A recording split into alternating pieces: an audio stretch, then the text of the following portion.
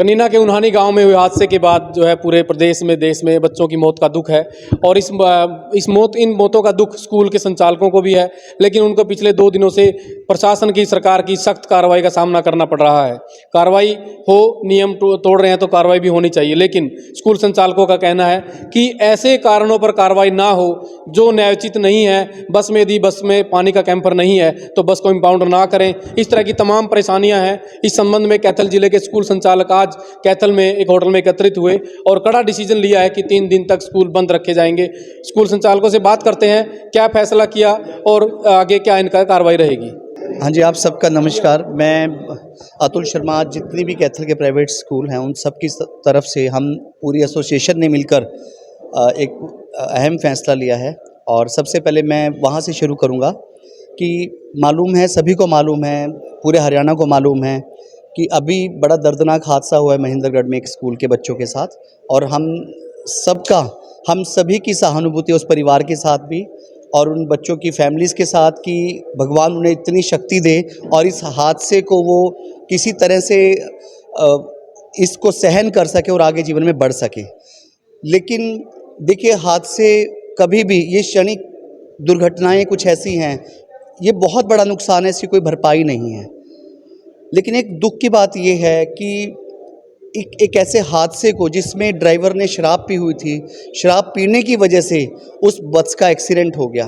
उस वजह से अचानक से गवर्नमेंट ने सभी स्कूल्स जितने भी हैं, सभी स्कूल्स की बसें उठा ली हैं, सभी स्कूल्स की बसें इम्पाउंड कर दी हैं। बसें सर्विसेज के लिए गई हुई हैं, वहाँ जाके चलान काटे जा रहे हैं। संडे को स्कूल्स के अंदर जाके चलान काटे जा रहे हैं। अब ऐसी सिचुएशन में आप बताइए, कोई भी स्कूल है, बसें स्कूल किस लिए प्रोवाइड करता है? ताकि बच्चे घर से सेफ स्कूल में आ सकें। और ये एक एक्स्ट्रा फैसिलिटी है, कोई कंपलसरी नहीं है। बसें कभी भी किसी अभिभावक के लिए कंपलसरी नहीं है। बसेस एक ऑप्शनल फैसिलिटी है जो हर स्कूल देता है, और ये उस सुविधा के लिए कि बच्चे स्कूल में रोज़ सुरक्षित वे से आ सकें।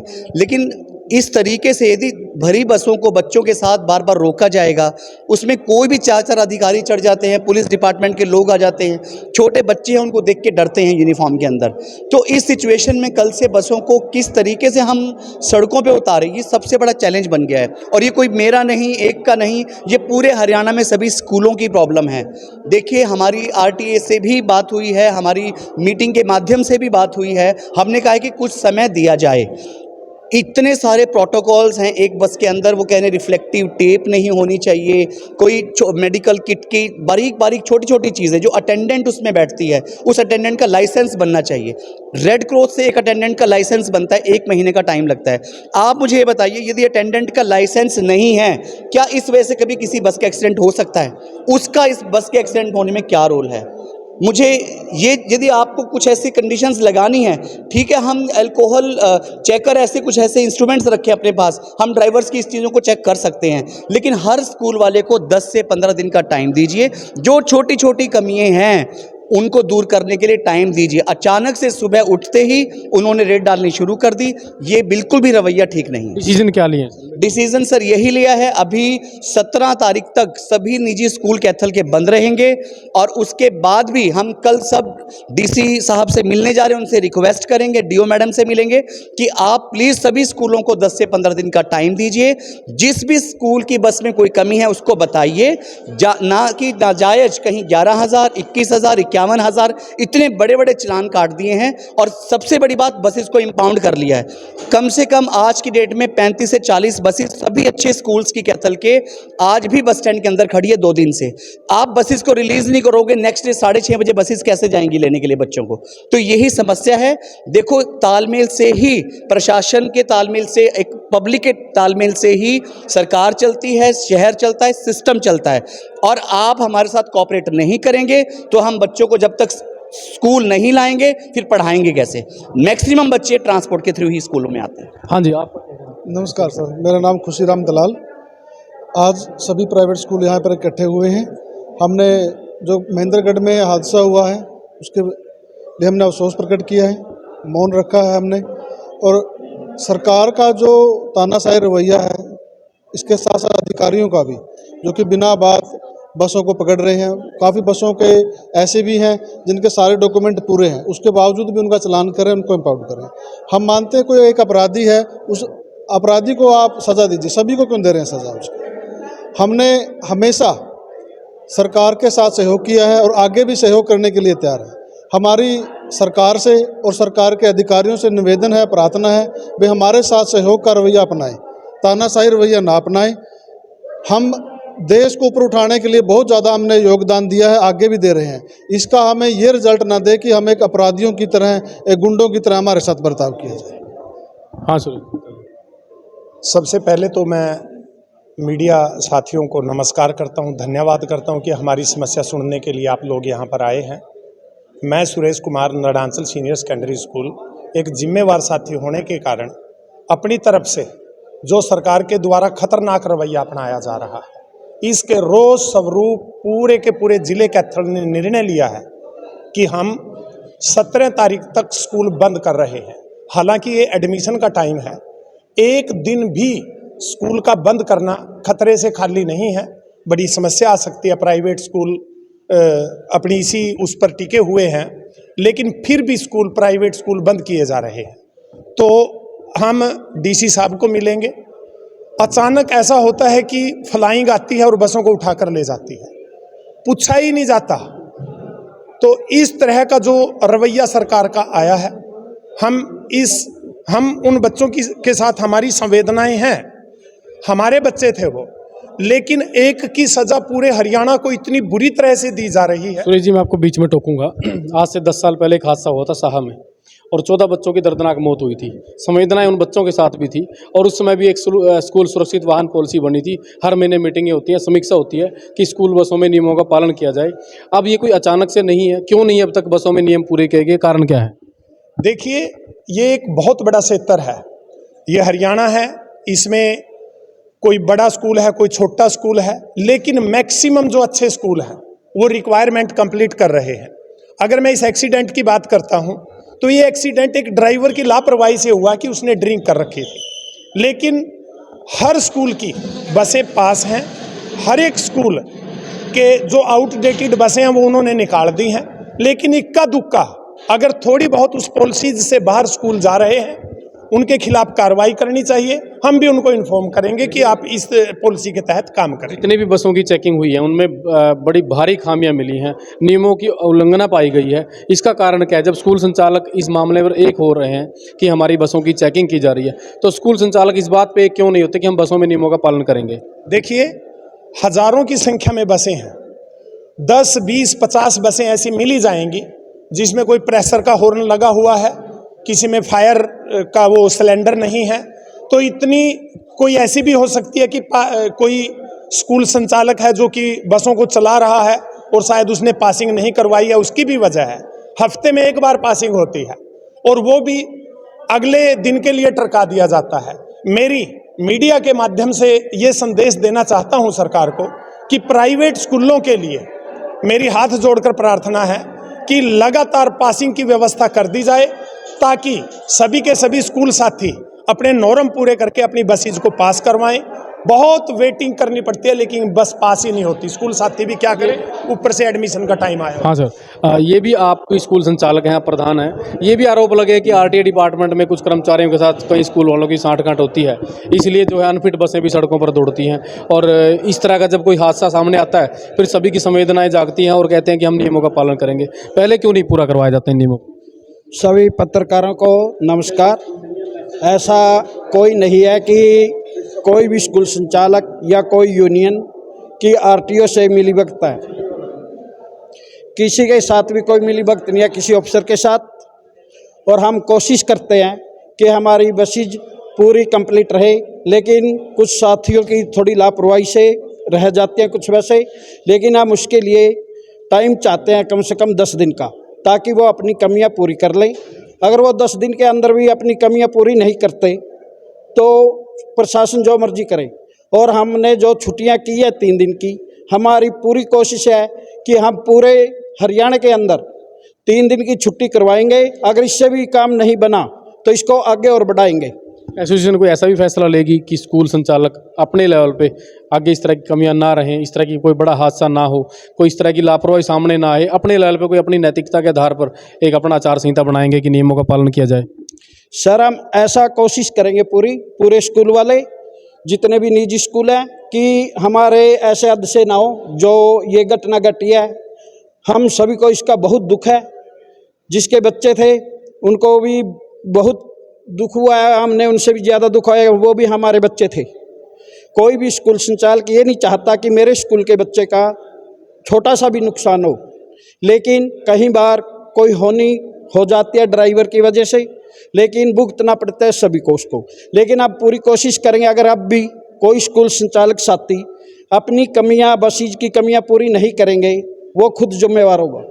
जी नमस्कार प्रधान जी। आज हम एक ऐसे संवेदनशील मुद्दे बात कर रहे हैं जहां पूरे देश की संवेदनाएं उमड़ पड़ी हैं। मासूम बच्चों की मौत हुई है और ये 10 साल में बड़ा हादसा है। दूसरा, इससे पहले 14 बच्चों की दर्दनाक मौत हुई थी। उस समय भी 2-3 महीने तक लगातार अभियान चला था, फिर मामला ठंडे बस्ते में चला गया। आज फिर वही स्थिति है और अचानक कार्रवाई से स्कूल वालों को भी परेशानी हो रही है। तो क्या समाधान देखते हैं इस मुद्दे पर आप? सर, पहले तो मैं कैथल खबर के दर्शकों को नमस्कार कहना चाहूँगा। दर्दनाक हादसा है, संवेदनाएं साथ हैं। बच्चे यूं ही नहीं होते, बच्चे क्या पूरा परिवार, जो चाहे गवर्नमेंट की बसों में सफ़र करे चाहे वो प्राइवेट स्कूलों की बसों में बच्चे सफ़र करें, सब एक ही तराजू में बैठे हैं, एक ही ट्रेन में बैठे हैं। सभी की ज़िंदगी बहुत प्यारी है। इसका हल यही है कि एक बार अफरा तफरी जैसे कि पूरे हरियाणा में मची हुई है, एक हादसा हुआ और पहले अधिकारी भी सोए हुए थे। शायद वो स्कूल वाले जिनकी वजह से या ड्राइवर के शराब पीने की वजह से ऐसा सामने जो आया है, ये और जांच में आगे आएगा। आनन फानन में कोई जांच के बिना व्यूज़ आ जाते हैं, सोशल मीडिया पे आ जाते हैं, कुछ सही होते हैं, कुछ गलत भी होते हैं। सर, जहाँ तक कमियों की बात है, बसों में, बस रोड पे चलती है, वो कोई खड़ा हुआ नहीं है कि उसमें कैमरा है। कई बार तारें टूट जाते हैं, हिल जाती हैं। रात को बाहर खड़ी होती हैं बसें, स्कूलों में भी खड़ी होती हैं, उनके आंगन में चोरी हो जाते हैं कैमरे, अक्सर देखने में आया। और बड़ा भारी बजट फिर स्कूल वालों को फेस करना पड़ता है। इसके बारे में मैं कहना चाहूँगा कि हमारी एसोसिएशन ने कल 2 मिनट का मौन भी रखा है, संवेदनाएं प्रकट की हैं और हम साथ भी हैं, क्योंकि हमारी रोजी भी है। ये केवल ये नहीं है कि बच्चों की सुरक्षा का मामला, हमारी रोजी भी है और सुरक्षा का मामला भी है। पुरजोर समर्थन करते हैं उनकी सुरक्षा का, लेकिन बेवजह तंग करना। आज संडे का दिन था, मिस्त्रियों के यहाँ बसें खड़ी थी, कैमरे लगाए जा रहे थे, ठीक किए जा रहे थे, जो रात बिरात में चोरी हो चुके थे। लेकिन आरटीए की गाड़ी आती है, ना उसमें ड्राइवर है ना उसका मालिक पास में है, बाहर से ही चालान पहले बना दिया और इम्पाउंड लिख दिया गया। बच्चे भी नहीं थे। बच्चे, आज संडे है सर, बच्चे तो थे ही नहीं। मिस्त्री ठीक करने के लिए गाड़ियों को बुलाया गया था और उसमें खड़ी गाड़ी का, जबकि कुछ उसने देखा नहीं, उसके बाद चालान कर दिया। और इम्पाउंड भी किस बात पे किया कि आपके पास एक तो वो किट नहीं है दवाइयों की किट दिखाई उनको आकर के, और दूसरा उन्होंने एक ऐसा वो प्रेशर हॉर्न है। सर, प्रेशर हॉर्न से कहाँ कोई एक्सीडेंट होता है? मैं तो एक बात कहता हूँ, आउट ऑफ वे मैं कहना चाहता हूँ इसके बीच में, अगर आप कुछ ऐसा हॉर्न इस्तेमाल नहीं करते, आगे से हटते भी नहीं हैं चीज़ें, उसका वो भी एक दुर्घटना का कारण बन सकता है। लेकिन गाइडलाइंस हम फॉलो करेंगे, हम ये नहीं कहते कि फॉलो नहीं करेंगे, लेकिन इस तरह का दुर्व्यवहार, सर उनका आंसर था, हम तो गाड़ी उठाएंगे ही उठाएंगे। हम तो स्कूल के अंदर से भी गाड़ी उठा के लाएंगे आपकी, जो गाड़ी रोड पे चल ही नहीं रही, खड़ी है, मिस्त्री ठीक कर रहे हैं। सर, इस तरह का दुर्व्यवहार तो लगता है कि तालिबानी रवैया। मोटी मोटी संक्षेप में बताइए कि जो 2 दिन में कार्रवाई हुई है, जो आप लोगों को न्यायोचित नहीं लगती, वो क्या क्या कारण उन्होंने किए हैं जो आप लोग विरोध कर रहे हैं उसमें? सर, न्यायोचित हमें ये नहीं लगता कि आपका उसमें क्या नाम है, पानी का वो नहीं रखा हुआ है, आपकी दवाइयाँ हैं पन्ने में क्यों है? स्पेशली क्वेश्चन था आज का, आपकी दवाई पन्ने में क्यों है? अरे किट में रखी है, किट के अंदर पन्ना है ताकि बारिश से और से ख़राब ना हो। दवाइयाँ सही पाई गई। जहाँ कहीं हम कहते हैं भाई बसें एक्सपायर हो जाती हैं, हम उसका समर्थन नहीं करते। हमने पहले भी कहा है, मीडिया में भी कहा है, राम अवतार शर्मा ने भी कहा है, सब ने कहा है, स्टेट प्रेसिडेंट जितने भी सब ने कहा है, हम उनका समर्थन नहीं, ना उनके साथ खड़े हैं।